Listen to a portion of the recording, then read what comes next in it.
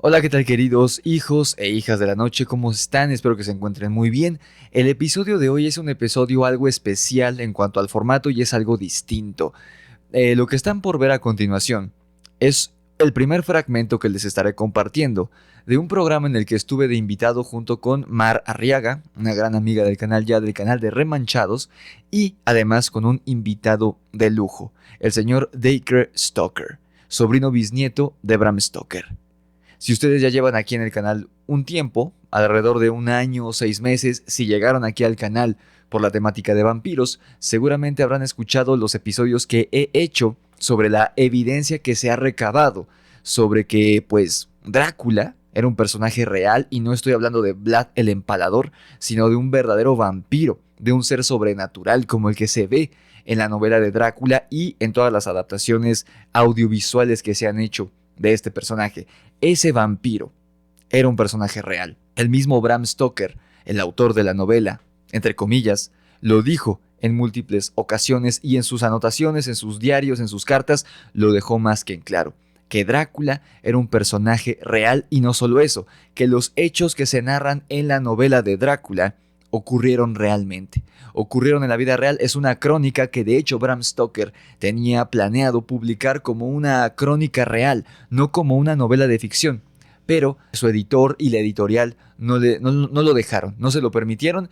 Tuvo que hacer una segunda reunión en la que decía que la vendería como una novela de ficción y entonces Drácula fue publicada a finales del 2800, ya a inicios del siglo XX. Sin embargo, Bram Stoker, te digo, a pesar de que lo obligaron a publicar su historia como ficción, fue dejando varias pistas y dejó varias anotaciones muy interesantes que plasmaban que todo lo que él narraba en ese libro es completamente real. También te contaba que en el escrito original, cuyo título no era Drácula, porque Drácula no era el nombre real de este personaje. Algo que Bram Stoker dejaba en claro era que había cambiado los nombres de todos los personajes por seudónimos, porque incluso había muchas personas de la historia de Drácula que eran personas reales y que eran conocidas en Europa en aquella época. Van Helsing, Jonathan Harker, Mina Harker son seudónimos, es decir, nombres ficticios que él les puso a estas personas reales que él afirmaba conocer en la vida real y ser muy allegado a ellos. También el nombre de Drácula, del conde Drácula, lo cambió. Ese no era el nombre real de este vampiro de la vida real, de este ser sobrenatural de la vida real con siglos de edad. Y este manuscrito original, el primer manuscrito que él planeaba publicar, fue manipulado. Le quitaron más de 100 páginas, 101 páginas si no me equivoco, le fue extirpada por la editorial. Entonces la versión de Drácula que nosotros conocemos está incompleta a ojos de Bram Stoker. Por fortuna, esta primera versión pudo ser publicada en Islandia y poco a poco, con el pasar de los años, gracias a una persona, esta versión original de Drácula ha ido saliendo a la luz, así como el enigma de la vida real que existe alrededor de esta historia. Y esta persona que se ha encargado de contar la verdad es nada más y nada menos que Dacre Stoker, el sobrino bisnieto de Bram Stoker. Y gracias a Antonio Rodríguez Cobo del canal El Ojo de Horus, estuvimos de invitados tanto Mar como yo con el señor Dacre Stoker platicando de este caso real. Así que a continuación les voy a pasar algunas partes de esta entrevista que tuvimos muy interesante. También les dejo el link en la descripción para que vayan a ver el episodio completo en el canal del Ojo de Horus aquí mismo en YouTube. Y no se preocupen, este es el primer fragmento que les compartiré. Antonio me permitió poner fragmentos de esa entrevista aquí en el canal. Todavía voy a publicar 1 o 2 más fragmentos, no se preocupen, así que estén al pendientes en las próximas semanas. Y además, ya estoy en pláticas con el señor Dacre Stoker de tenerlo de invitado aquí en el canal, únicamente él y yo, para platicar de pues este caso que yo he abordado tanto en el canal desde el año pasado. Solamente que le pedí que me esperara un poco porque estoy releyendo Drácula el origen, que es el libro que él escribió basándose en todas las anotaciones de su sobrino bisnieto. De hecho, aquí vamos a ver algunas evidencias de que lo que se narra en ese libro ocurrió en verdad, por más surrealista y paranormal que suene. Y también le platiqué sobre la traducción que estoy haciendo de Powers of Darkness, la versión original de Drácula como Bram Stoker la tenía planeada, que fue recuperado del islandés y se ha traducido al inglés, y ahora yo lo estoy traduciendo al español latino. Así que estará pronto el señor aquí de invitado en el canal, no se preocupen, pero por ahora disfruten de este fragmento de la entrevista que tuvimos en El Ojo de Horus con el señor Dacre Stoker. Vamos a ver el video. No se preocupen, está subtitulado, porque obviamente estuvo en inglés, yo lo subtitulé al español, así que no se preocupen. Vamos a ver el episodio.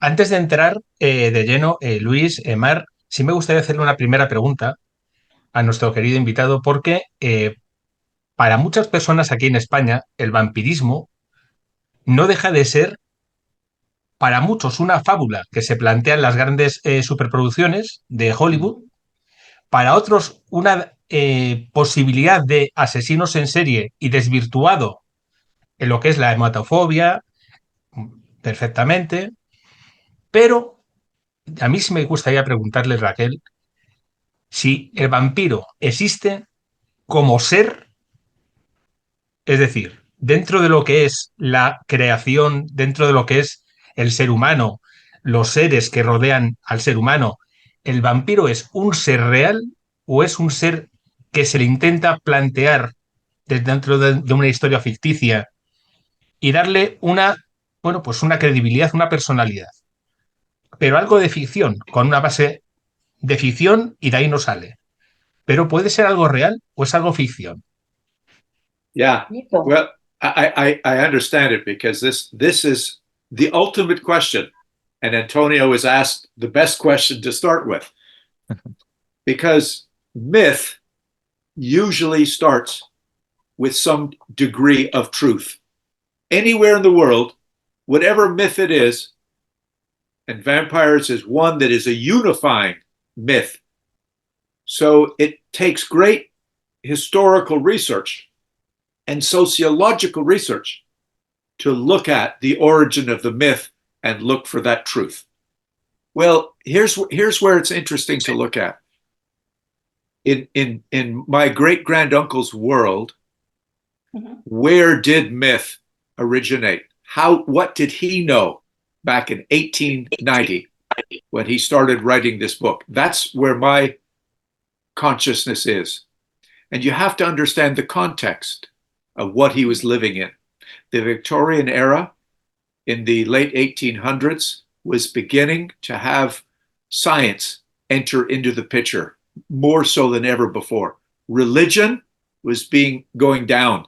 Science was coming up.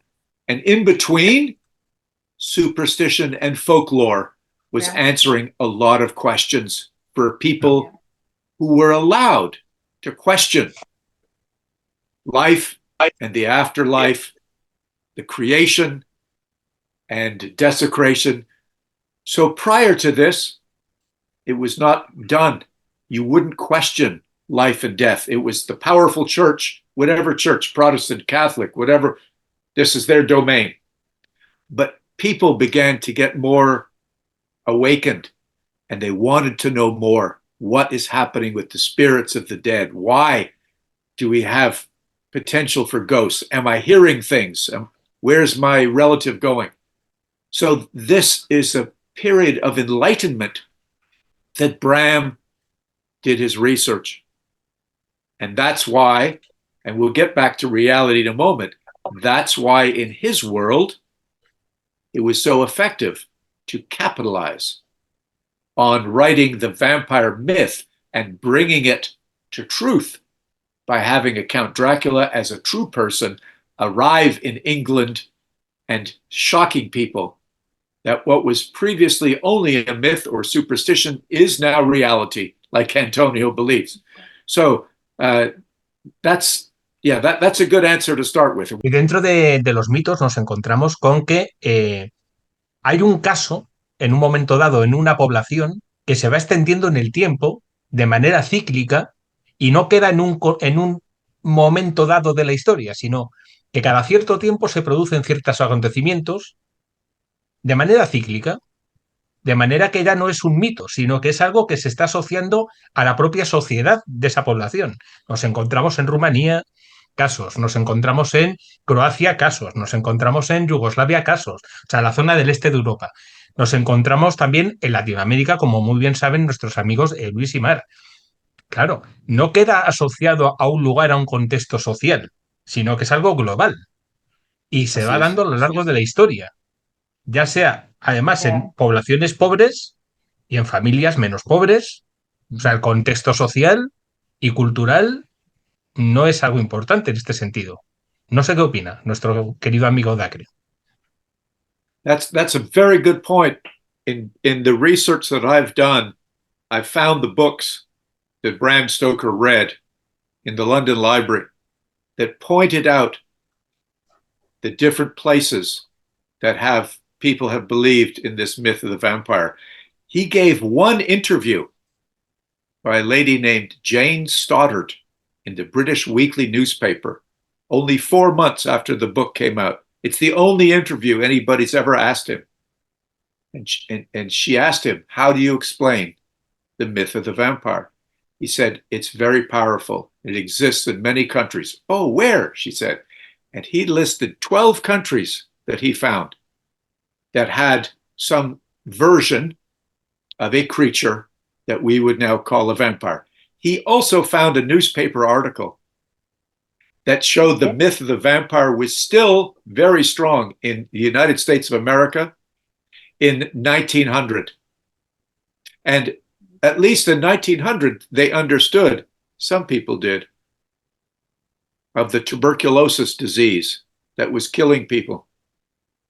And the people from the old country, from Europe, Eastern Europe, that had believed in the vampire myth from back home, they saw the same thing happening again, and they were convinced. And these were very smart people, that the only way they could explain these contagious diseases and somebody in the family dying and somebody else 2 days later being sick, the blood was coming out of them.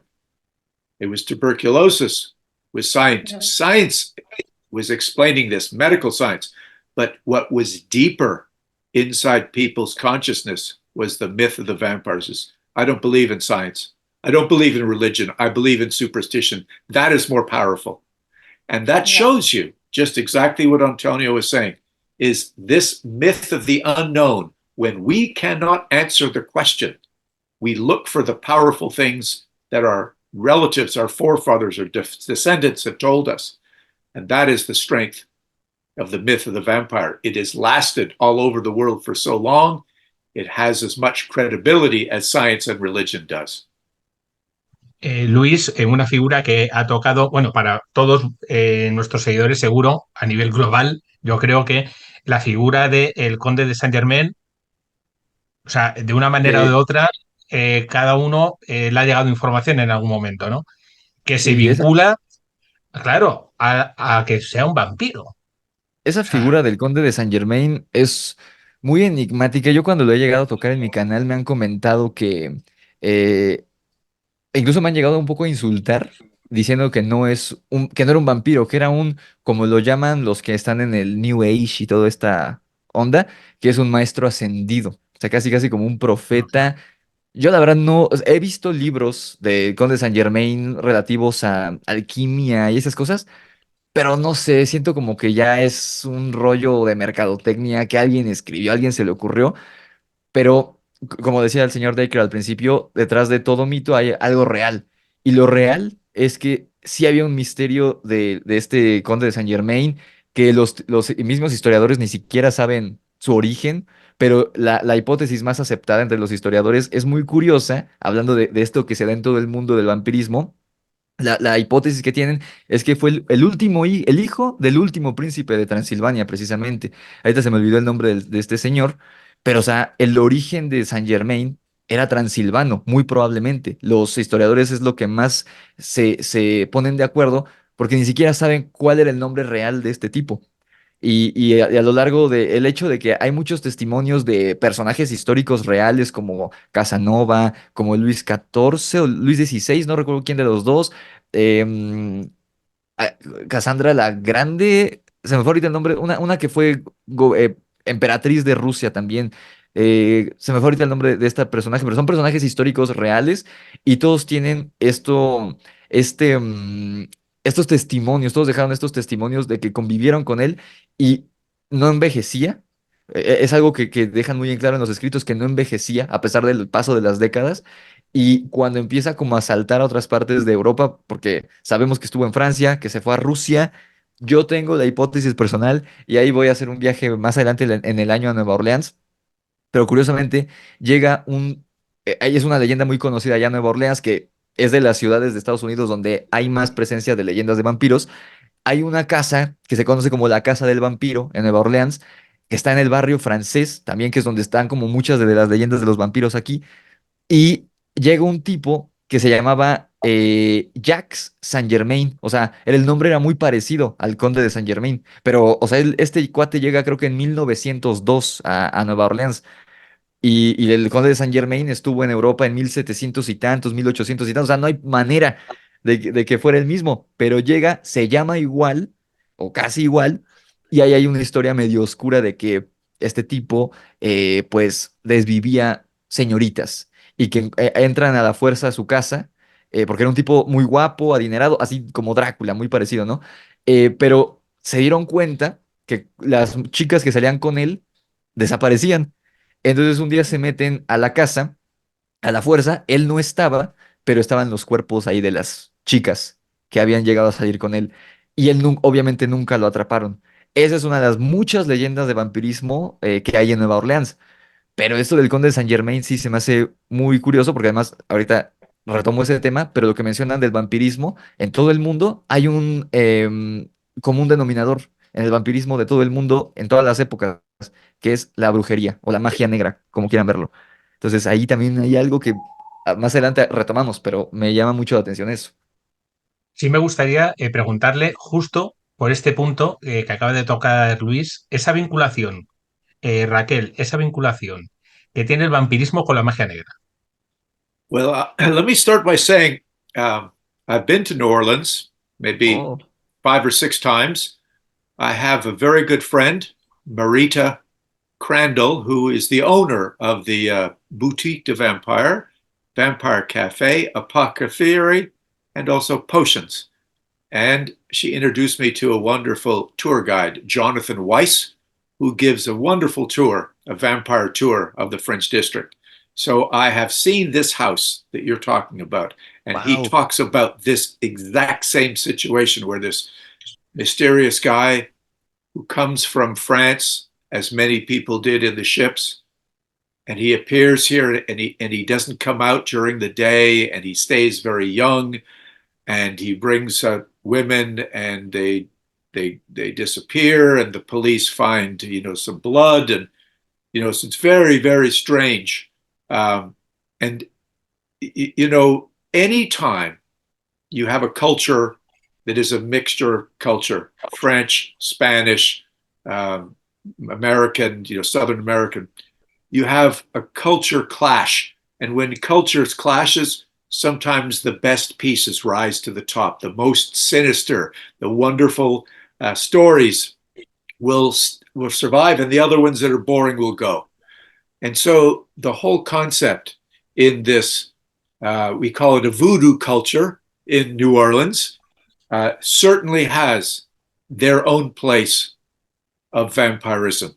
There's also the story of these two brothers in the French district who were drinking blood of people for many years, and they were finally caught after many years. But is there exact relationship?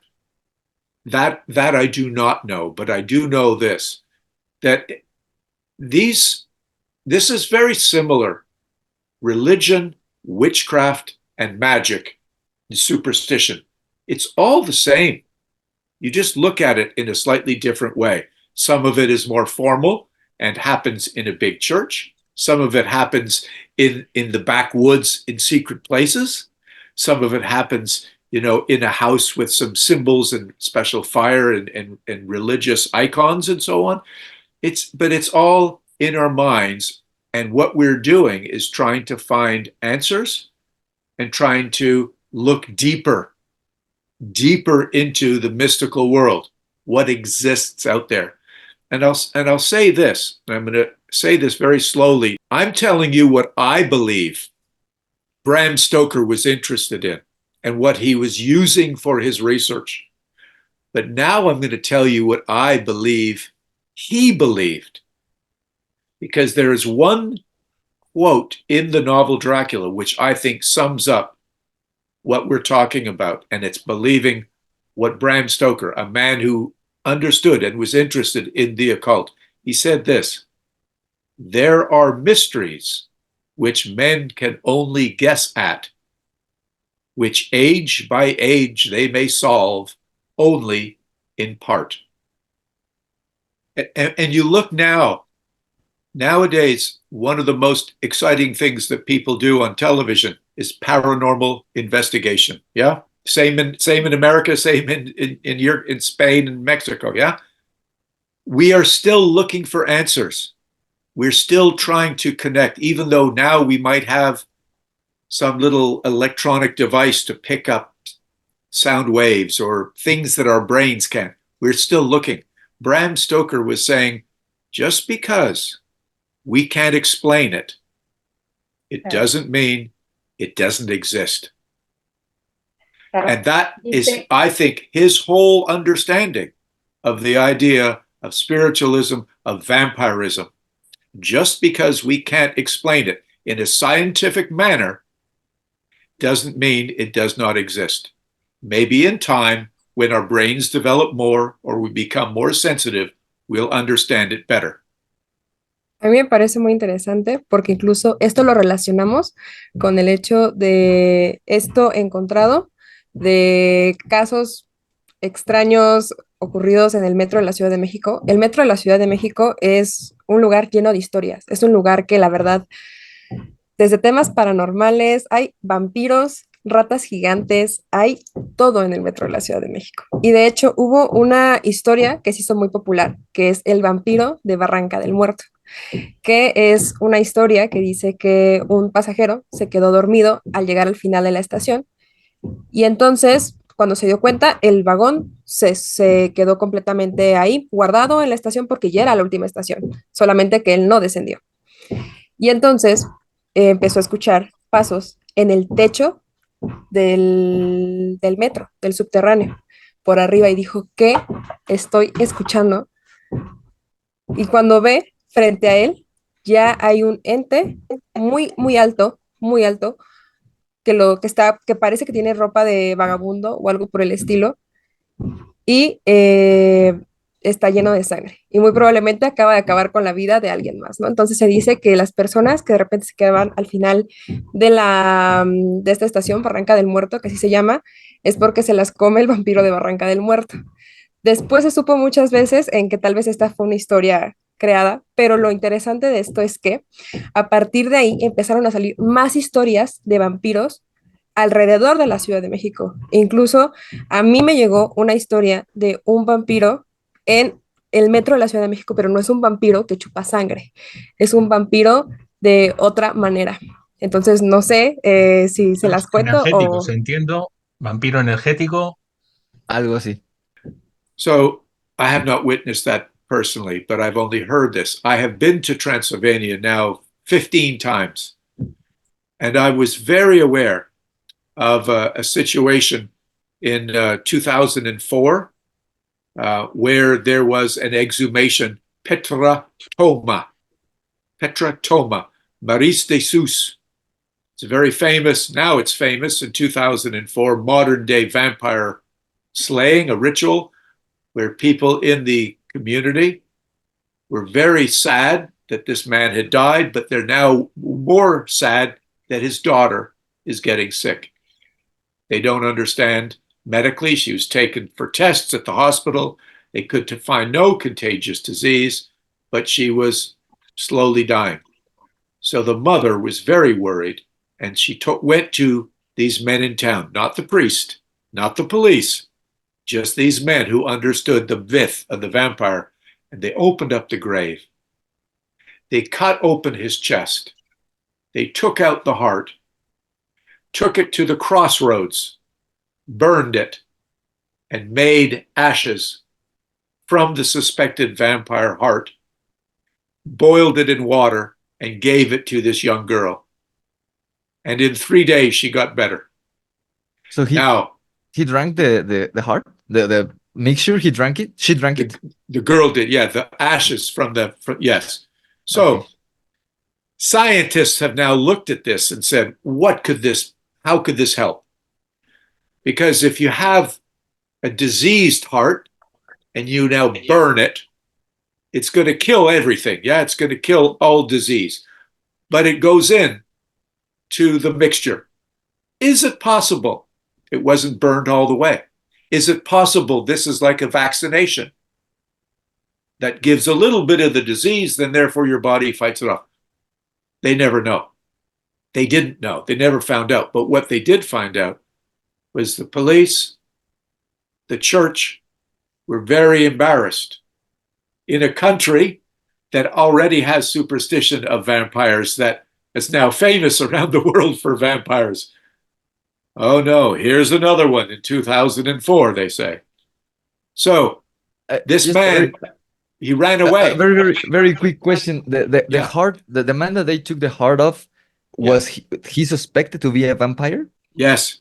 Okay. So that's why they think the girl was dying, that his spirit was coming out, taking the blood, the life from his daughter. So for 2 years, this man who did the exhumation and the ritual ran up into the countryside, ran away, because he was worried the police would put him in jail for desecrating a grave. I knew of the lawyers in the area, and they found the man. They said, it's okay, it's over, we're not going to put you in jail, but you need to be interviewed. And so a television station and the authorities interviewed him, and he said, of course, this is what you have to do. Religion can't fix him, medical science can't fix him, we had to fix this young girl. So and I know this was real because a very good friend of mine, an Irish guy, is married to the Romanian lady whose mother was the lawyer in charge of this area. So this was not a made-up story. And it's now part of a documentary film. So this is as close as I can tell you is, secondhand knowledge that these things really do happen. Now, wow.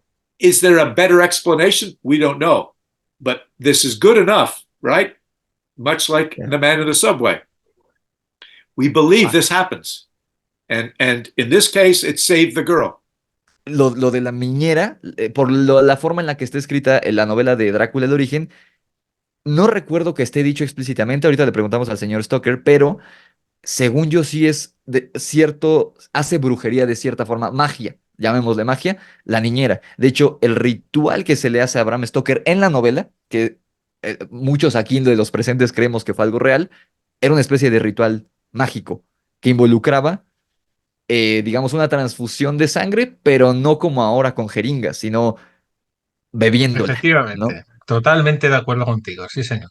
Sí me gustaría que por favor le preguntáramos al señor Stoker sobre esto que acabamos de hablar, sobre el tema de la niñera, sobre el tema de la posible transfusión que se le plantea a Bram Stoker y ese inicio de la saga Drácula, de sus vivencias, de ese cambio vital que tiene y que a lo mejor ese es el punto en el cual empieza a ahondar luego todo lo que es algo autobiográfico, como podría ser el primer tomo del libro de Drácula. So we were talking about the relationship with the character of the babysitter in Dracula: The Origins, whose name I forgot right now. The name of the babysitter. Ellen Crone. Ellen Crone, thank you very much, Ellen Crone. And we are making this possible connection between Tláhuel Puchis and Ellen Crone because, in my opinion, I don't. That's what we want to ask you. Which is your point of view? Which is your perspective, Mr. Dacre, about this character? Because in my opinion, when I read the novel, I thought, and that's my opinion nowadays, that the ritual that she makes to save Bram Stoker's life in the novel, which I think it's something like that happened in real life, it was a magical ritual. But what do you think about it? What do you think it was magic or what was it? Okay, so I have to explain. This is the first time I've heard of the Mexican witches. Yeah, so Okay. I cannot claim that I had this great knowledge to use as a connection when J.D. Barker and I wrote Dracula. But I had a feeling when I was doing all my research for the very first book, Dracula the Undead, that there must have been something special in Bram Stoker's life that allowed him to recover from a very mysterious 7-year illness. Mhm. To me, it didn't make sense. There was no medicine in those days. They could have fixed him to go from an invalid to a champion athlete in 10 years. So it was like, there must have been something there. What is it? So that's when I started looking into the family, and I found letters. I found that they really did have this nanny, and her name was Ellen Crone, and she came to the Stoker family as an orphan. Okay. Now, Irish, like many other cultures, Mexican, Spanish, Icelandic, many cultures have really deep folklore. The Irish is probably one of the most, Yeah. with fairies and goblins and banshees and all All these the different Celtic things. stuff.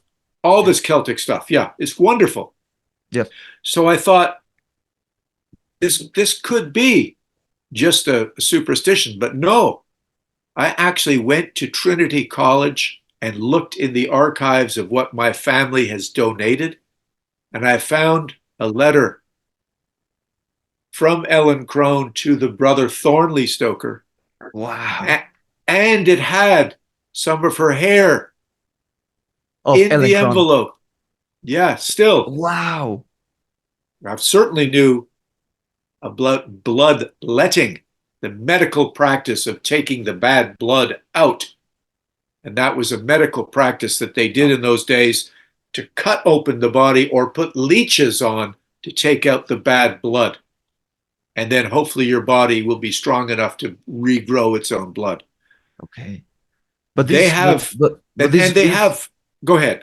this Irish ritual that you're mentioning, was it from the Celtic or was it modern Irish, like from Bram Stoker's No, times? older. Desde que la idea es, bueno, luego Ellen Cron desaparece de la vida de Bram Stoker. O sea, le Uh, provoca ese cambio, esa mejoría de salud y luego desaparece. Ellen Crone, and she would come back looking different. Yeah. So something was involved, and we suspect that she is giving her blood to Bram, and she is looking very older. And then she leaves. Okay. And she has to go, obviously, and get some sort of rejuvenation. And she comes back 2 or 3 days later, and she's okay again. So she could be a witch, she could be a vampire. What can she be? We don't know. Mujer. Antes de que entremos en lo que acaba de decir Luis, sí me gusta ahí un pequeño matiz, porque hay informaciones que vinculan a Ellen Cron como una discípula de Drácula, que lo que intenta es vincularse a la familia Stoker para pedirles ayuda. So he is correct. Okay? This comes from the research that I did all about the manuscript of Dracula, which contained 101 pages that were missing. In that 101 pages, there was 3 chapters of the book gone.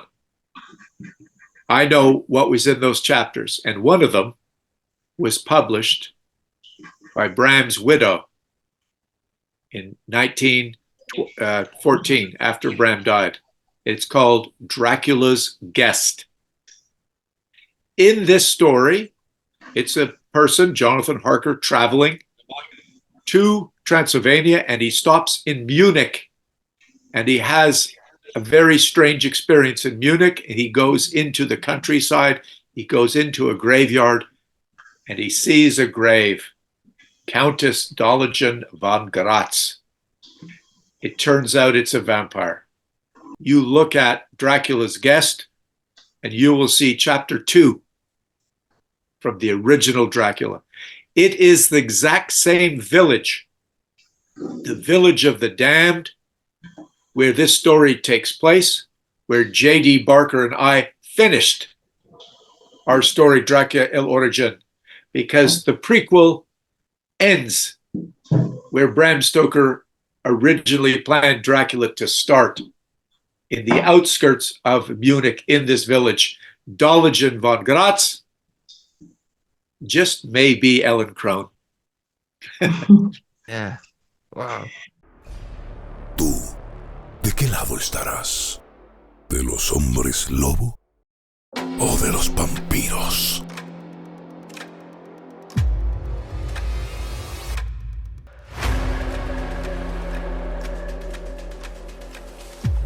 Mexicántropos versus vampiros. Ya disponible en Amazon y Amazon Kindle.